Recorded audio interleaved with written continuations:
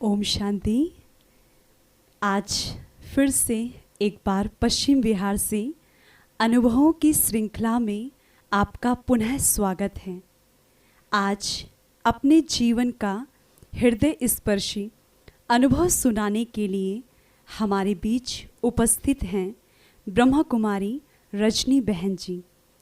पिछले 10 वर्षों से भी अधिक समय से नियमित रूप से ईश्वरीय ज्ञान का अध्ययन कर रहे हैं और राजयोग के अभ्यास द्वारा किस तरह आपने अपने जीवन में परमात्मा की मदद का अनुभव किया, ऐसा प्रेरणादायी अनुभव सुनाने जा रही हैं ब्रह्मा कुमारी रजनी बहन।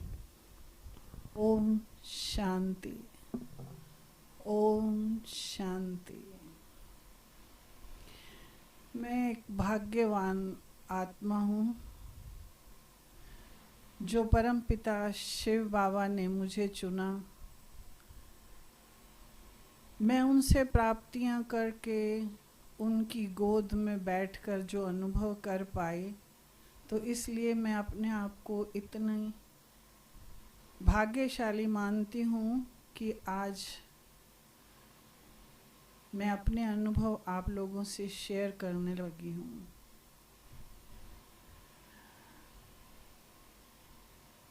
इस शरीर ने जब जन्म लिया तो उस परिवार में सब पौराणिक प्रथा से भक्ति बहुत करते थे।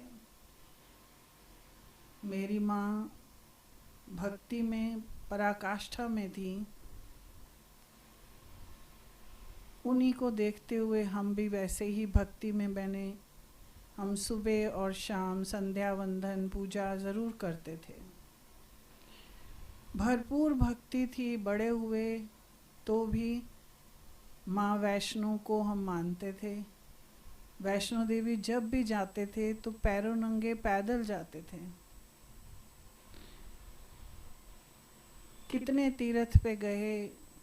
भक्ति में खूब झूमती थी, नाचती थी, गाती थी और प्रेम में मैं कई बार आंसू भी बहाती थी। मुझे भक्ति में बहुत ही आनंद आता था। जैसे बाबा कहते हैं ना कि बहुत तीर्थ गए, बहुत भक्ति की, व्रत नियम वो सब हमने किए, भरपूर भक्ति की। भक्ति के बाद फिर मेरे जीवन में आर्य समाज की प्रधानाचार्य थी, वो आई। उन्होंने हमें चारों वेदों का अध्ययन कराया। कितने साल वो चलता ही रहा। ये नहीं कि हमने सिर्फ पढ़ा, एक एक मंत्र का वो अर्थ बताती थी और वो वेदों का अध्ययन किया, हवन किए, पूजन किए। ये करते करते काफ़ी वक्त निकला। तो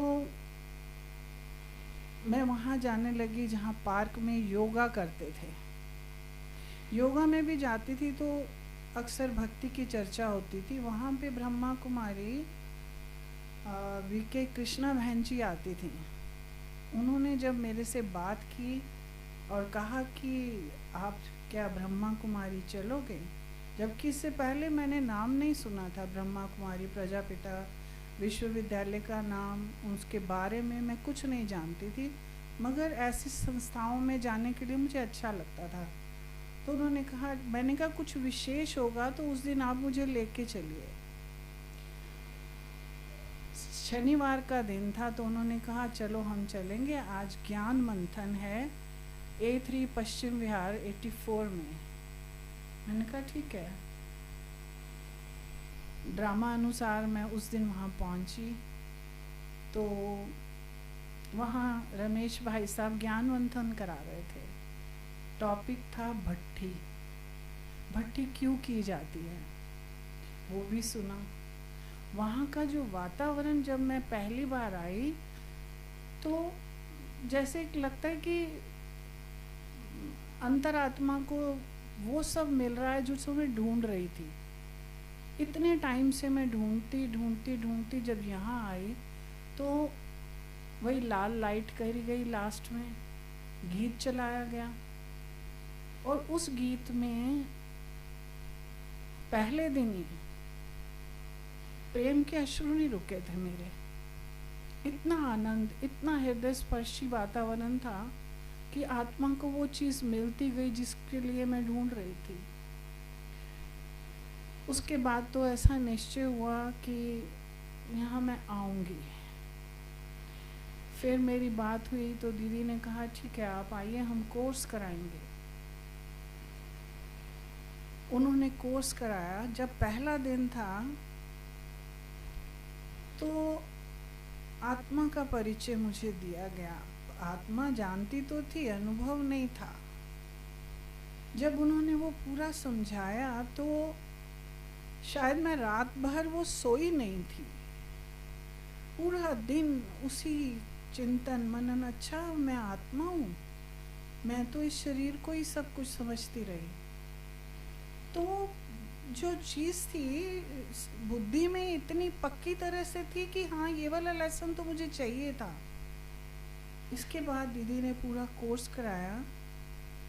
एक एक चीज़ समझ में आती गई, क्योंकि भक्ति काल में ही सुना था कि 16 कला संपूर्ण तो श्री कृष्ण हैं, 14 कला संपूर्ण राम जी हैं। तो यहाँ भी जब ये लाइन सुनी तो विश्वास एकदम पक्का, हाँ बिल्कुल यही तो ठीक है। फिर उन्होंने शक्तियाँ समझाई, हमें गुण बताए। तो ये कोर्स करने में पूरा ऐसे लगा कि ये चीज़ एक्चुअल में मेरे को ये चीज़ करनी है। और पहली बार जब दीदी ने मुझे योग का अभ्यास कराया तो दीदी बैठे थे, बड़े दीदी ने कराया। बड़े दीदी सामने बैठ के मुझे योगाभ्यास करा रही थी। मेरे को उससे पहले आता नहीं था, क्योंकि सिर्फ भजन गाना, गीत गाना, हवन करना ये सब तक तो ठीक था, मगर योग में ध्यान कैसे लगाते हैं वो पहली बार दीदी ने जब कराया तो मैंने दीदी से बोला कि मुझे ऐसे ऐसे, वो डायमंड हॉल का जो स्टेज था उधर दीदियाँ दादियाँ बैठी हैं, जब शिव पिता आते हैं वहाँ पे वो पूरा का पूरा दृश्य था, जबकि मैं कभी गई नहीं ना, मैंने सुना था। तो दीदी से जब मैंने बताया तो दीदी ने कहा ये वहाँ का तुम्हारे आज बाबा ने वहाँ तुम्हें दर्शन कराए हैं, वहाँ का दृश्य तुमने देखा है। बहुत अच्छा लगा। इसके बाद तो ये है कि बस जब आना शुरू किया सेंटर में तो शायद ही कभी कोई ऐसा हो जाता था कि मैं मिस करती थी। उसके बाद मैंने मुड़कर नहीं देखा। ना मैंने कोशिश की कि मैंने हवन छोड़ना है, ना मैंने कोशिश की कि मैंने भक्ति छोड़नी है, क्योंकि जो चीज़ मुझे मिलती जा रही है तो जो मेरे पास ऑलरेडी है उसको दोबारा से करने का मन भी नहीं होता था। उसी में मेरी पूर्ति इतनी हो रही थी। मेडिटेशन करना, सुबह अमृत वेला करना, बाबा की मुरली सुनना, वो जो था वो जीवन में धारणा रूप में धीरे धीरे धीरे उतरने लगा।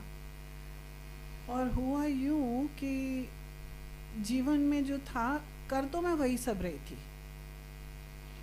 वैसे ही दिनचर्या होती थी घर की, मगर एक बात है कि एक पंजाबी में बुल्ले शाह संत थे, वो कहते थे रब दा की पाना इत्थों पुटना ते उथे लाना। जब मुझे बाबा का, परमपिता परमात्मा का असली परिचय मिला, मुझे अपना घर का पता मिला, जब उसके प्यार के हिलोरे में मैं घूमती थी तो वो आनंद जो था वो मुझे भरपूर कर रहा था। यहाँ मुझे इतना जीवन में मेरे अंतर, मेरी सोच में अंतर, मेरे करने में अंतर, बाबा ने तो यहाँ तक सिखाया कि तुमने व्यवहार कैसे करना है, क्या सोचना है, क्या करना है, वो धारणाएं रोज हमें सिखाई जाती है।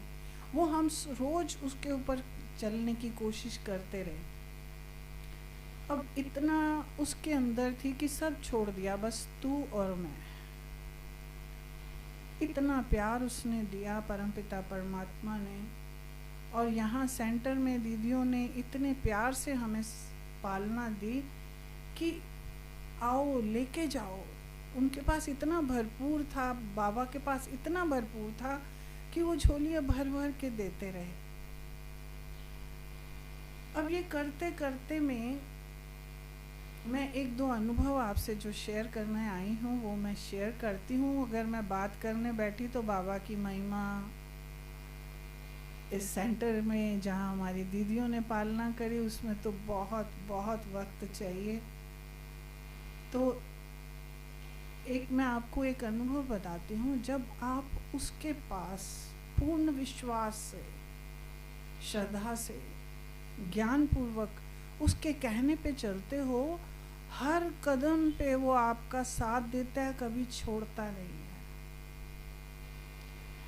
मैं आपको एक बार का अनुभव बता रही हूँ कि मेरे बहू बेटा और बच्चे उनके दोनों पोते दोनों कार से हरिद्वार साइड जा रहे थे किसी वजह से। सुबह 5 बजे निकल गए, कोई फ़ोन नहीं हुआ। मैं भी अपने नियम में थी, वो दिनचर्या पूरी हो रही थी। बट जैसे ही 10 बजे होंगे तो टच हुआ कि फ़ोन करूं बच्चों को। मैंने जैसे ही फ़ोन किया तो वहाँ से आवाज़ आई बहू की कि मम्मी 2 मिनट बाद बात करती हूँ। तो ठीक है, मेरे को लगा कि शायद वैसे ही रोका होगा। 10 मिनट के अंतराल में बहू का फ़ोन आया कि हमारा एक्सीडेंट हो गया है।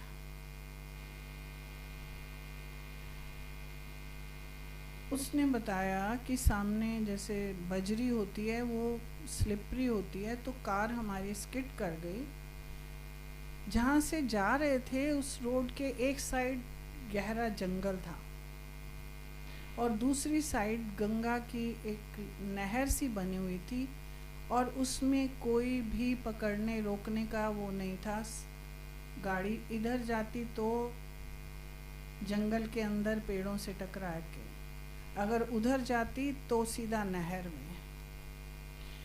उसने बताया मुझे कि गाड़ी 3 बार पलटी खाई। बहू ने कहा मुझे मालूम नहीं मैं कब गाड़ी के बीच में से निकल के बाहर कहाँ गिरी हूँ, और जब मुझे होश आया तो मैंने कहा कि मैं बाहर पड़ी हूँ, बच्चे कहाँ हैं। जब देखा तो तब तक गाड़ी उलट के सीधी होके पेड़ के सहारे जैसे रोक रखा हो किसी ने। बेटा और बच्चे दोनों को बाहर निकाला गया। मैं आपको बता नहीं सकती, बाबा ने खड़े होके अपने हाथों में जैसे अपनी गोदी में उनको बिठा के बचा के साइड में किया। सिर्फ आंखों के पास थोड़ी सी स्क्रैच आई तीनों को, यानी कि डॉक्टर के पास जाने की भी आवश्यकता नहीं पड़ी। और जब गाड़ी को देखा गया तो उन्होंने कहा जी ये रिपेयर तो हो ही नहीं सकती है, स्क्रैप में जाएगी। बाबा ऐसे मदद करता है। कई बार बाबा मुरली में कहते हैं कि आप अपने घर की एक देवियां हो। इस पूरे घर का वाइब्रेशन, बाबा की जितने भी आशीर्वाद हैं तुम इस परिवार को दो। और ऐसे ही बाबा ने आके खड़े होके अंग संग में उन बच्चों को बचाया। और एक कान में आवाज़ आई, सब ने जब सुना तो एक ही कहा कि रजनी, जहाँ तुम जाती हो, जिस परमपिता परमात्मा शिव को आप प्यार करती हो, जो तुम्हें प्यार करता है, आज उन्होंने तुम्हारे परिवार की ऐसे गोदी में बिठा के रक्षा की है। ये मेरा बाबा करता है, दुनिया में कोई नहीं कर सकता। ये पाया मैंने वहाँ से। मुझे तो वो प्यार देता ही है, मगर जो मेरे परिवार के हैं उनको भी देखो कैसे वो संभालता है। हमें लेना नहीं आता, हम बाहर भटकते हैं, इधर उधर घूमते हैं। सिर्फ उसके पास, उसके कहने पे, उसके कहे अनुसार हम चल के देखें तो देखो क्या क्या नहीं मिलता। बहुत मिला मुझे यहाँ से। मैं नहीं बता सकती। जैसे गूंगा होता है ना, गुड़ उसको दिया जाए तो पूछो कैसा है, नहीं बता सकता। मैं भी नहीं बता सकती।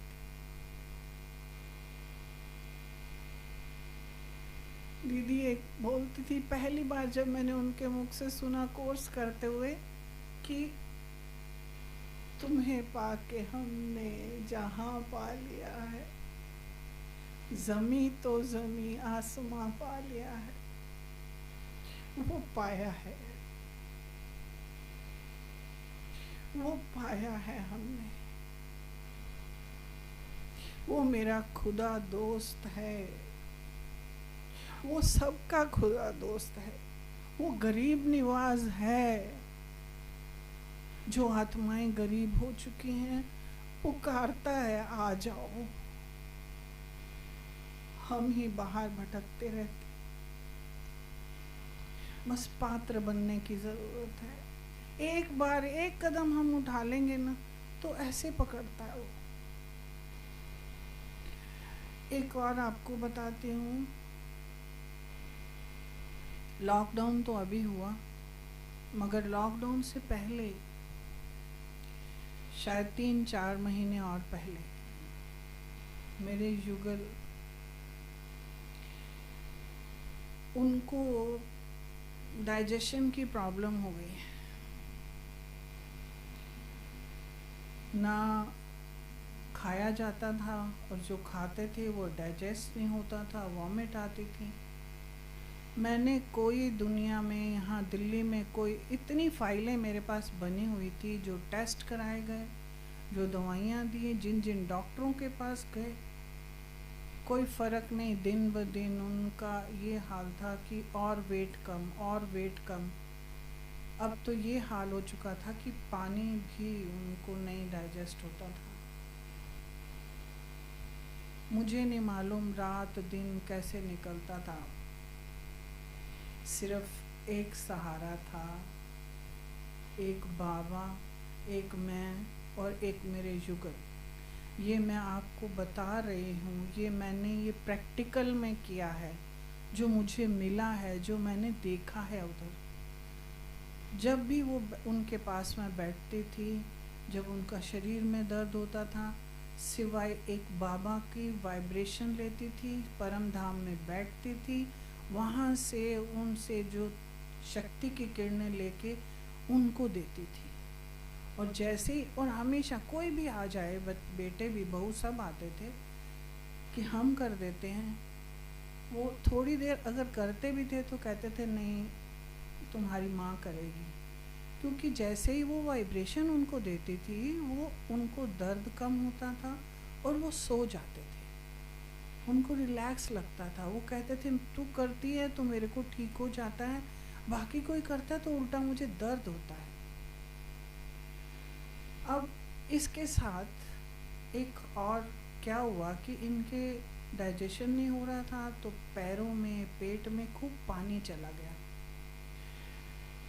मैदांता में डॉक्टर सूद के पास इनका इलाज था, तो उन्होंने कहा अगर पानी नहीं निकाला तो तकलीफ़ बढ़ जाएगी। ये आपको बात मैं बता रही हूँ, शायद 31 दिसंबर की है। तो उन्होंने कहा आप कल आइए मैदांता में, मैं आपके पानी वानी निकाल दूँगा। तो हमने कहा ठीक है, आप हम आ जाएंगे, मगर कितना वक्त लगाएंगे आप? उन्होंने कहा 3 दिन में हो जाएगा। मैंने कहा ठीक है। हम 1 जनवरी मैदांता में एडमिट हो गए इनको लेके। 3-4 दिन उन्होंने निकाला। पानी निकालने के बाद उन्होंने कहा ठीक है, हालांकि तबीयत संभली नहीं थी, मगर पानी निकाल दिया गया।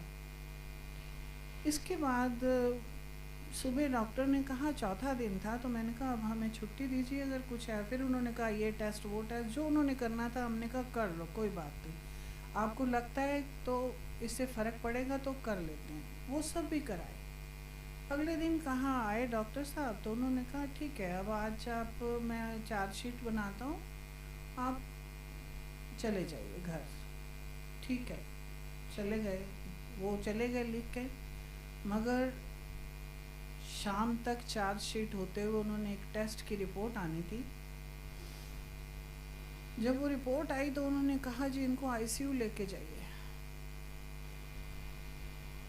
मैंने कहा अभी तो छुट्टी दे रहे थे और अब आईसीयू? कहते ये रिपोर्ट है, अगर ये नहीं दी गई तो इनका ब्रेन हैमरेज हो सकता है। बड़ी टेंशन कि ये क्या हो गया है, बच्चे इधर उधर सब करने लगे, आईसीयू में ले गए। अब मैंने कहा मैं डॉक्टर साहब से बात करूंगी कि ये क्या हो रहा है, मुझे समझ में आना चाहिए। वहाँ एक रूम है जहाँ पे वो पेशेंट को बिठा के पूरी मीटिंग करके समझाते हैं। वो समझा के गए कि नहीं ऐसे इनका ये कम हो गया है तो इनको करना पड़ेगा, आईसीयू में रखेंगे, एक दिन हमें देखना पड़ेगा।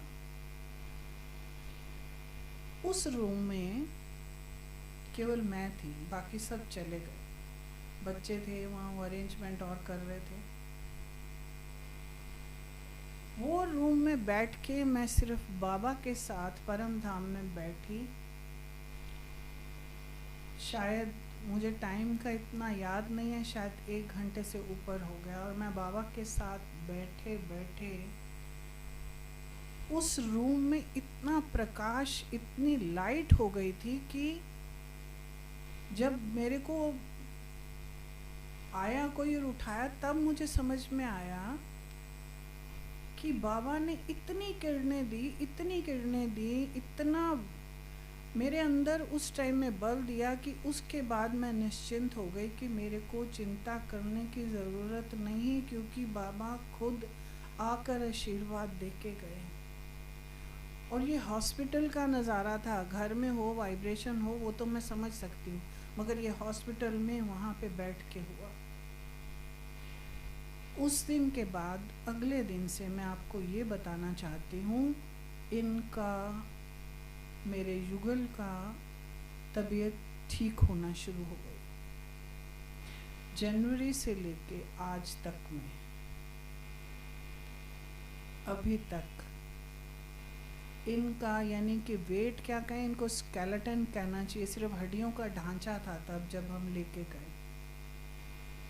अब मैं उनका खाना धीरे धीरे डाइजेस्ट होना शुरू, जो खा रहे थे हल्का फुल्का, वो अब 10 किलो वेट इनका बढ़ चुका है।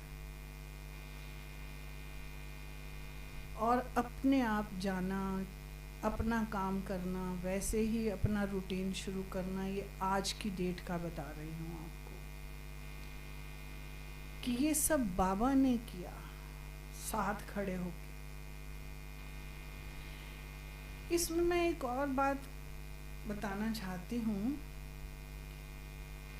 कि जब ये सब होता था तो भक्ति काल में भी मैंने भोग बहुत हम लोगों ने लगाए, मगर यहाँ इस भोग के द्वारा मैं आपको इसका एक बताती हूँ महत्व क्या। बाबा का भोग बनाते हुए भी बाबा के साथ योग करते हैं, वो सब करते हैं, भक्ति काल में भी हम करते थे, मगर यहाँ अब थोड़ा सा चेंज हो गया था।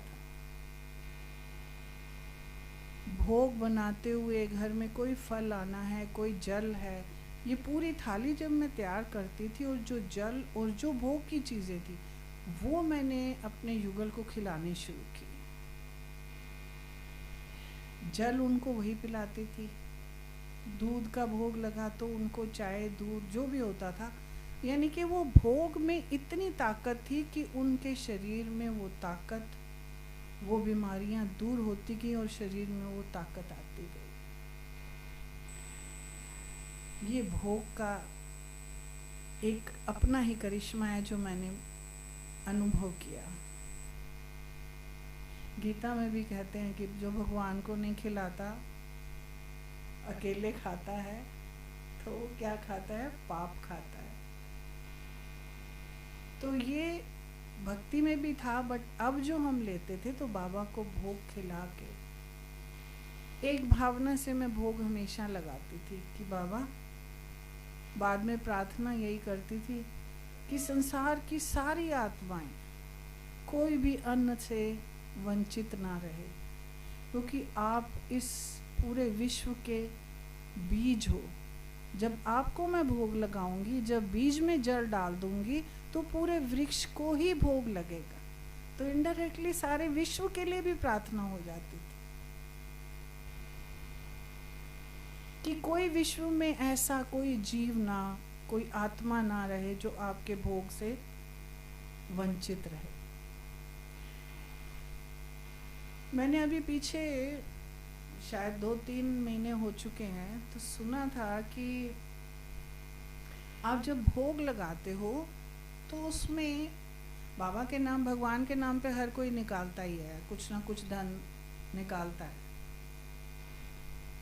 तो बट उन्होंने कहा भले 1 रुपया आप उस भोग की थाली में रखो ज़रूर।